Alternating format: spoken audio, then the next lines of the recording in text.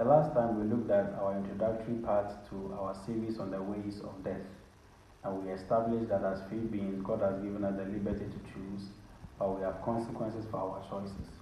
And the main scripture we used was Proverbs 14:12, which says, "There is a way that seemeth right unto a man, but the end thereof are the ways of death." Today we want to look at the first part of the series, which is the ways of disobedience, or disobedience as a way of death. One of the principal ways of death unto every man is the way of disobedience. The Bible talks about Adam and Eve, that in the garden God gave them a strict command and said they could eat from every tree in the garden except the tree of the knowledge of good and evil. And God said explicitly that if they did, they would die. The serpent came in and said they will not surely die, because God knew that they would be wise as him.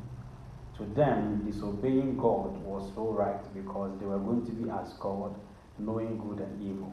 But the end of it was death. It plunged man into spiritual death and brought sin into the world. The disobedience became one of man's greatest bane to destruction and to death.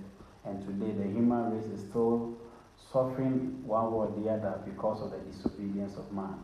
There are many emphases on disobedience that leads to death in several ways. It may be physical death, it may be spiritual death, it may be financial death, it may be death to career, it may be death in any sense.